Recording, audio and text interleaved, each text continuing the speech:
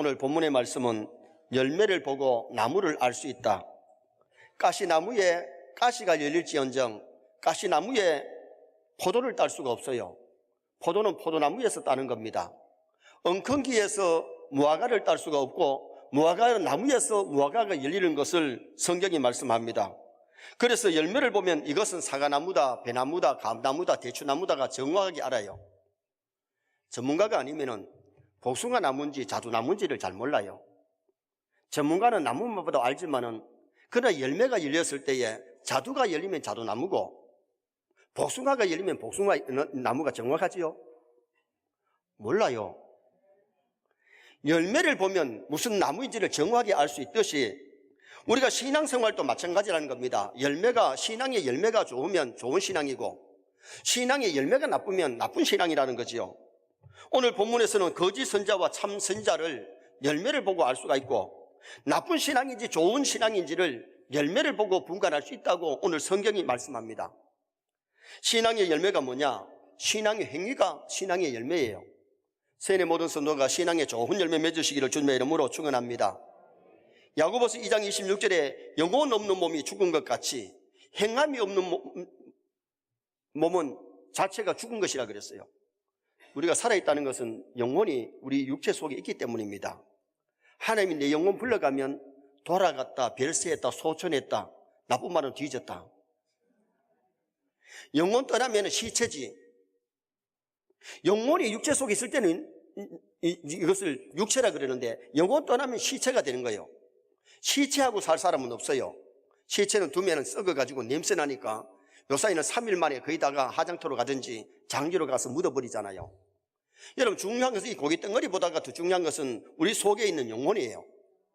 하나님 우리 영혼 불러가면 죽으면은 아무리 유명한 의사가 약사라도 그 죽은 사람을 살릴 수가 없는 거지요. 수수 때에 알곡은 모아가지고 곡간에 들이고 쭉정이는 들판에서 태워버리잖아요. 오늘 우리 알아야 될 것은 뭐냐? 하나님 보시기에 신앙의 아름다운 알곡은 천국 곡간에 들어가지만은 쭉정이는 어떻게 되느냐? 하나님을 경외하지 않고 믿음 없는 사람들은 마지막 종착역은 지옥입니다. 이 세상 떠났을 때 영혼이 천당 가느냐 지옥 가느냐는 이건 엄청난 차이인데 하늘과 땅 차이보다 더 큰 것이 천국과 지옥의 차이예요. 그래서 우리가 신앙의 열매를 다 맺어서 천국 곳간에 들어갈 수 있기를 주님의 이름으로 축원합니다. 예수님이 하루는 길을 가실 때에 잎만 무성한 무화과나무를 보셨어요. 예수님이 그때 육신을 가졌기 때문에 시장하시니까 열매를 바라고 갔는데 열매가 없어요. 무화과나무를 저주했더니 그 다음날 보니까 뿌리까지 다 말라버렸어요. 예수님이 시장하셔서 무화과를 따주러 가는 그 모습은 인성을 가지신 예수님을 보여줘요. 열매 없는 무화과나무를 저주하시니까 뿌리까지 말라버린 것은 신성을 거기서 보여줘요. 우리 예수님은 우리와 같이 인성만 가진 것이 아니라 신성, 하나님의 아들이기 때문에 신성을 가지신 분이고 또한 인성을 같이 가지신 분이 우리 예수님이셨어요. 우리가 중요한 것은 신앙의 열매를 맺어야 된다는 겁니다. 아멘입니까? 사사기 9장에 보면 악하고 못된 아비멜렉을 가시나무로 비유했어요.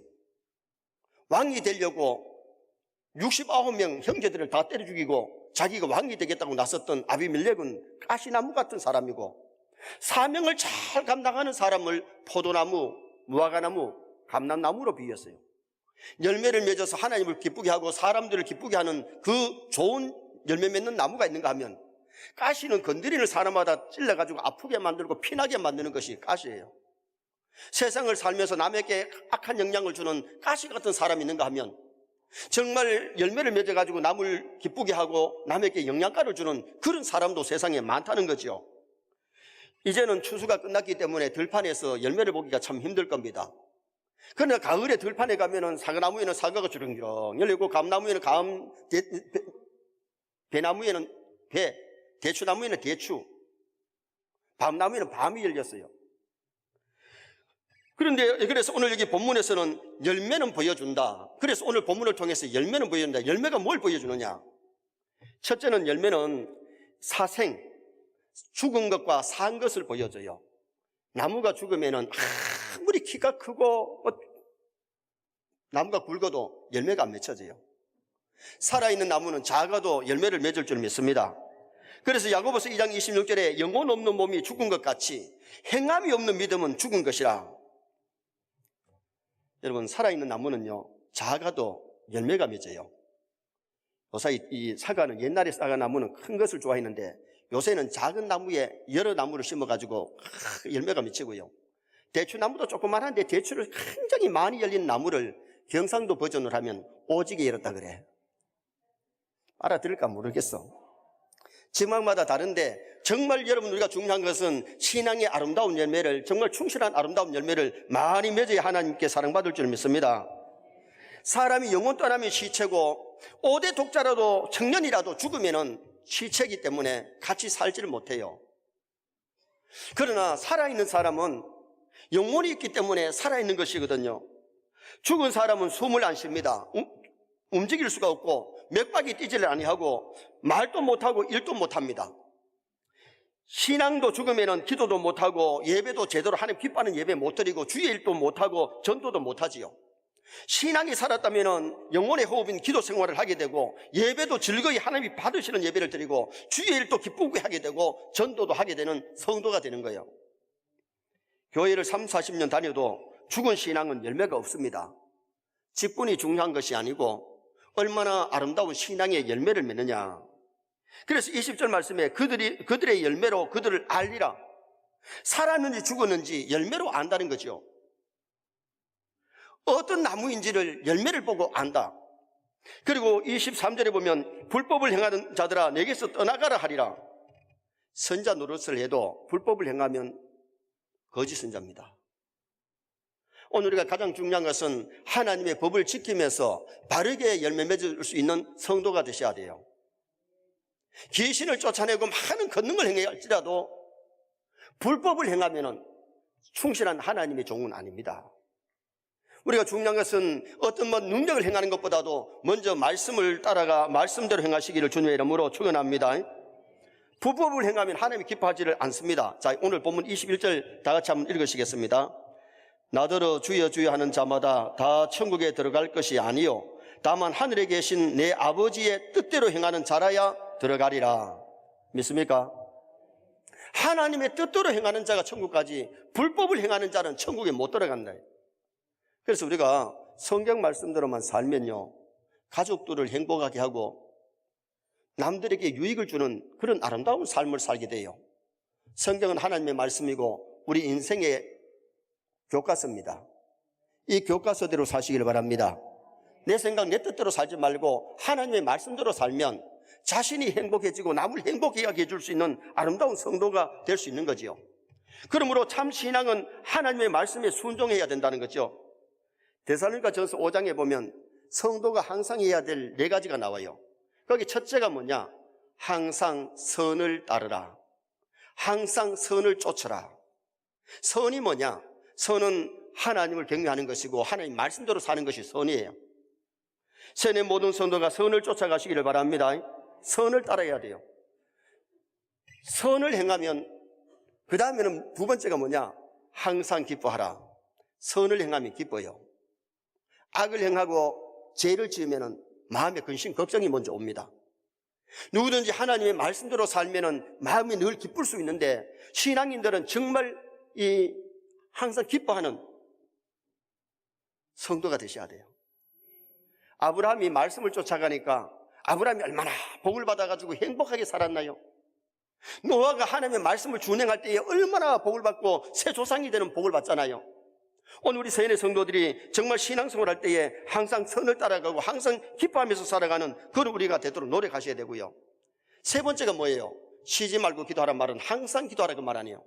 살아있는 사람은 숨을 쉬듯이 우리가 신앙이 살아있다면 전능하신 하나님의 도움을 요청하고 하나님 앞에 기도하는 그 기도 생활을 하게 될 것을 가르치죠. 그리고 또 하나가 뭐예요? 범사에 감사하라. 이는 그도 예수 안에서 너희를 향하신 하나님의 뜻이라고 말합니다. 성도는 감사하며 살아야 돼요. 가족 주심도 감사하고 교우 주심도 지난주에 감사해야 된다 그랬잖아요. 감사하며 살면 내가 행복하고 감사하면 하나님께 영광이 되지만은 원망 불평하면 환경이 점점 어려워지는 거예요. 그래서 우리가 하나님 앞에 범사에 감사하며 항상 감사하는 그런 우리 신앙이 되어야 할 것을 말씀해 줍니다. 옛말에 바늘 가는데 뭐 간다? 실 간다.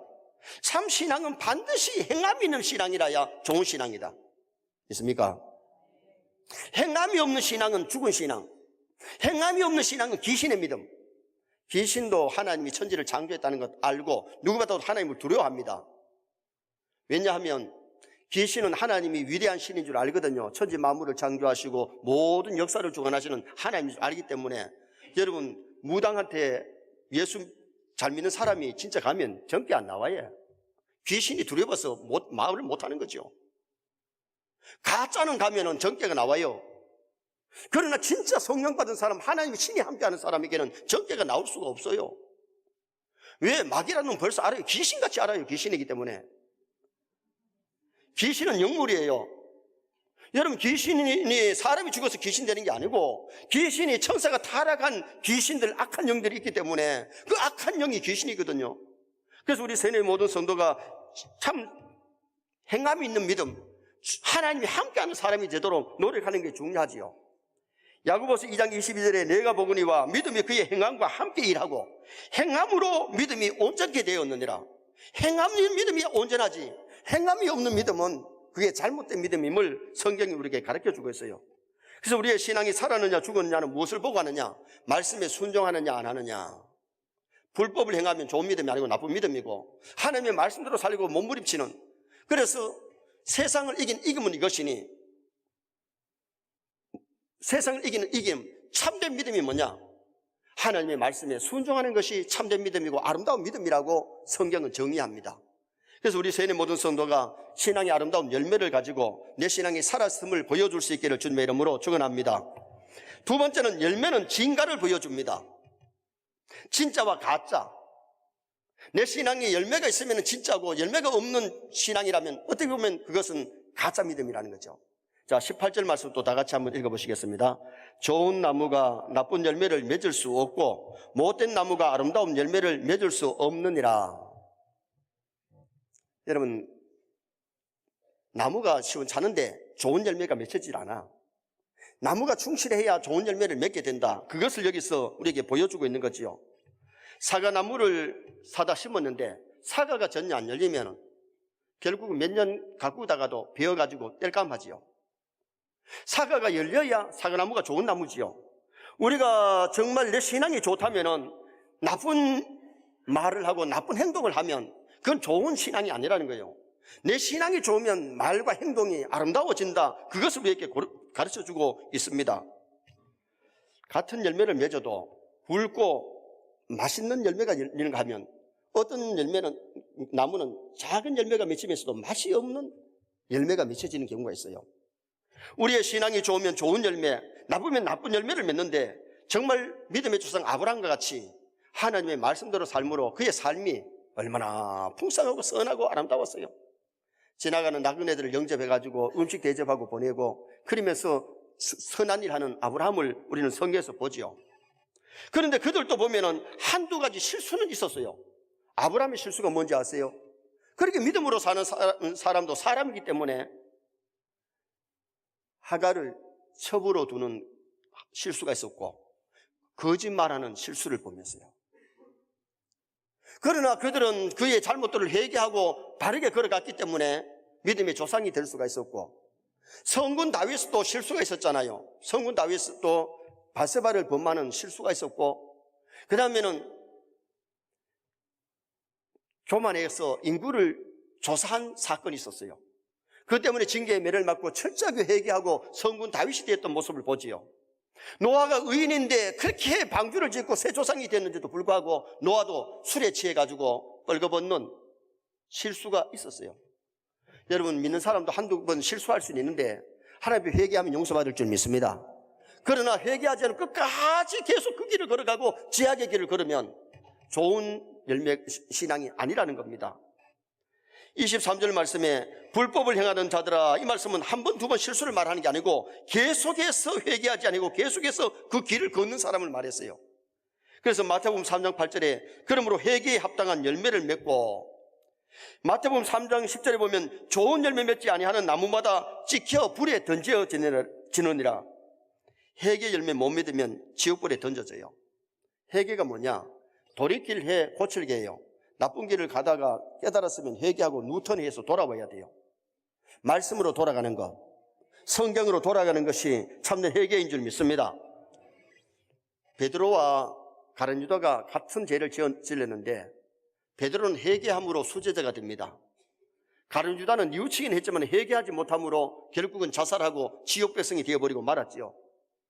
다윗도 범죄하고 사울도 범죄했는데 다윗은 회개함으로 성군 다윗이 되고 사울은 회개하지 못함으로 자살하고 그도 결국은 지옥 백성 되어버리고 말았잖아요. 그래서 우리는 먼저 말씀을 들을 때에 꺼리끼는 것, 회개하고 말씀으로 돌아가는 이 회개 열매가 먼저 있어야 되고, 그 다음에 빛의 열매를 맺어야 돼요. 에베소 5장 9절에 빛의 열매는 모든 착함과 의로움과 진실함이 있느니라.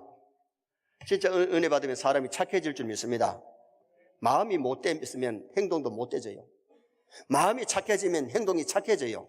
착함과 의로움, 이 시대의 노아와 같이, 이 시대의 다니엘 같이, 이 시대의 욥과 같이 의롭게 살아가는 것, 그리고 진실, 마음이 진실하고 말이 진실하고 행동이 진실한 삶을 사는 것이 크리스찬이지, 공갈치고 거짓말하고 속이고 그렇게 사는 것이 아니라는 겁니다.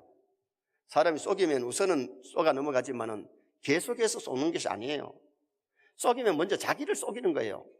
오늘 우리 세뇌 모든 성도가 진실한 삶, 진실의 열매, 착한 열매, 빛의 열매를 맺어야 되는데 의롭음과 진실함, 착함이 있어야 돼요. 그렇게 사시기를 축원합니다. 빛의 열매를 맺으면요, 가족도 행복하게 만들 수 있고, 성도들도 행복하게 할 수 있고, 직장의 동료들을 행복하게 해줄 수 있어요. 그리고 또 하나 맺을 열매가 뭐예요? 갈라디아서 5장 22절에 성령의 9가지 열매, 사랑과 희락과 화평, 정말 사랑의 열매가 있어야 되고, 희락, 기쁨의 열매가 있어야 되고, 그 다음에는 화평, 하나님과 화평, 사람과 화평해야지. 자꾸 사람하고 싸우고 다투고 이것은 화평의 열매가 없는 거예요.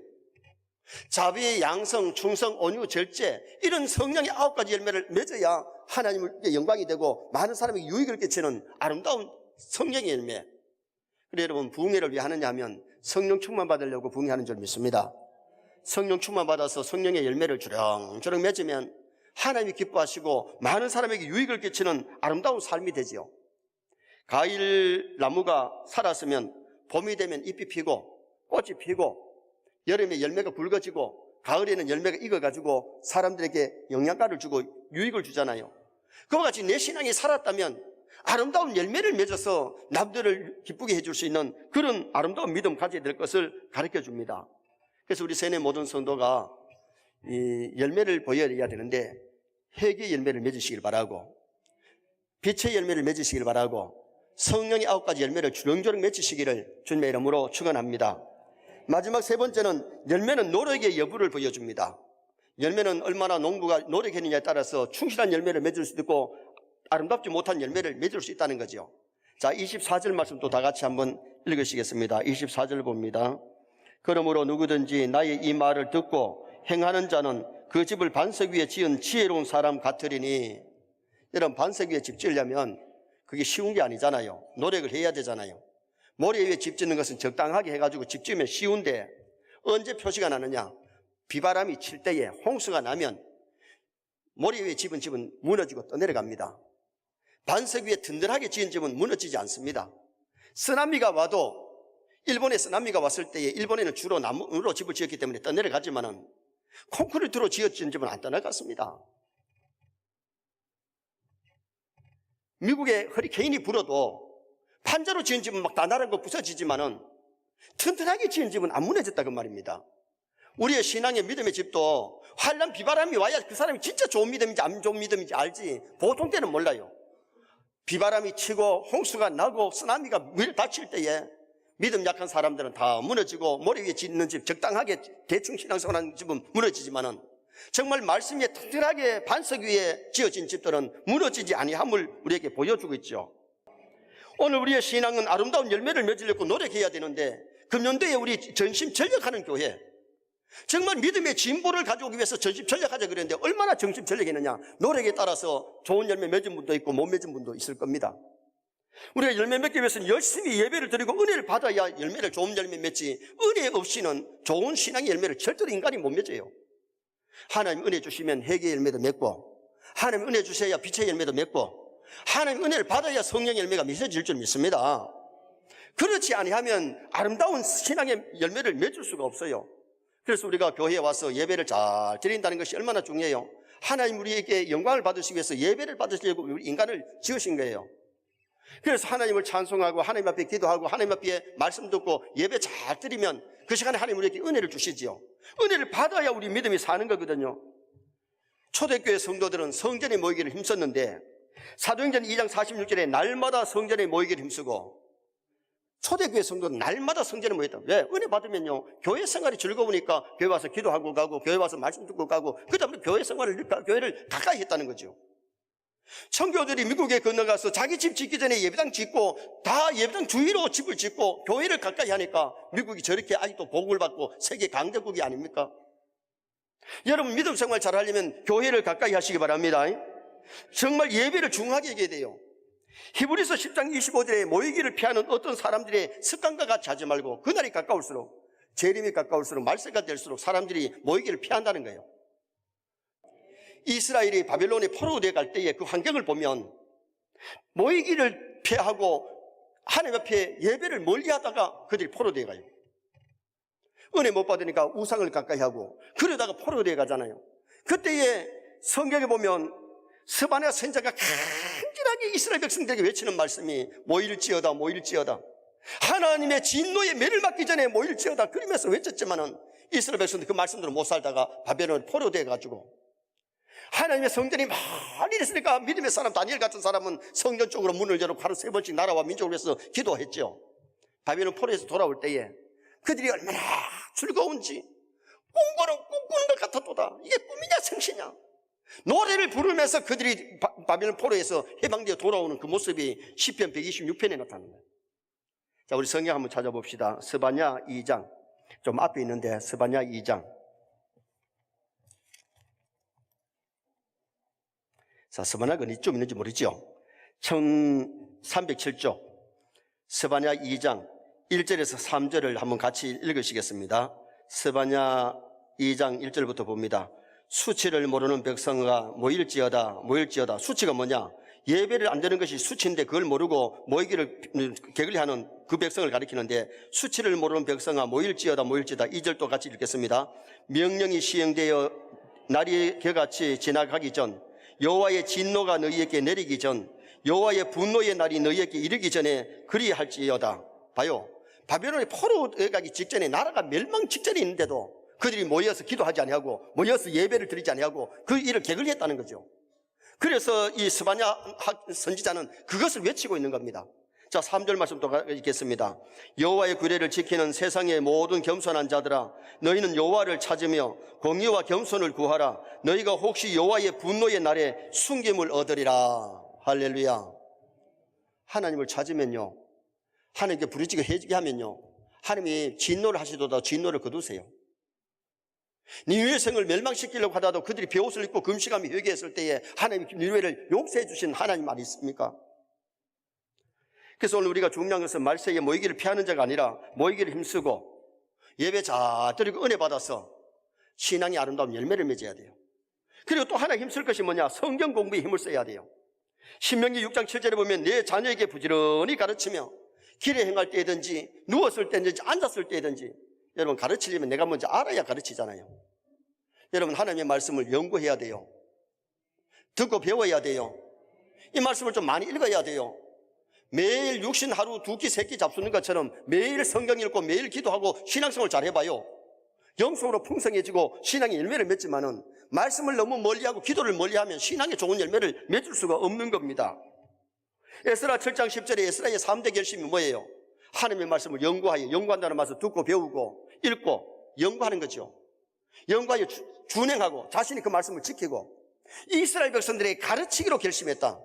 우리가 하나님의 말씀을 자녀들에게 가르쳐주고 다음 세대에 가르쳐주는 게 복이에요. 여러분, 주일학교 교사들이 하나님에게 상급이 큰 것이 뭐냐면 주님의 지상명령, 가르쳐 지키게 하라고 명령을 지키기 때문에 진짜 성경 말씀이 들어가면 사람이 악한 사람도 선해지고요. 자녀들이 바른 길을 걷고요. 그래서 다음 세대가 정말 하나님의 말씀대로만 바르게 자라나면 악한 사람이 점점 줄어들고 세상이 아름답게 살기 좋은 나라가 되는데 세상에 말씀대로 안 사니까 악한 짓을 많이 하니까 교도소가 늘어나고 간방이 차고 넘치는 그런 나라가 되기가 쉽다는 거죠. 우리 하나님의 말씀을 가까이 하는 게 굉장히 중요하지요. 결론을 짓습니다. 열매는 보여주는데 무엇을 보여주느냐? 생사, 살아있는 것과 죽은 것을 보여주는데 우리는 항상 선을 행하고 항상 기뻐하고 쉬지 말고 기도하고 범사에 감사하는 그런 우리 신앙생활을 해야 되겠고, 진가를 보여주는데 회개의 열매가 있고 빛의 열매가 있고 성령의 열매를 맺고, 노력의 예부를 보여주는데 열심히 노력해서 정말 오늘 우리는 아름다운 열매를 맺어야 되는데 예배를 통해서 은혜 받고 성경 공부에 힘을 써서 말씀대로 살고 충성 봉사에 전도에도 힘써서 하나님 앞에 가서 상급 있기를 주님의 이름으로 축원합니다.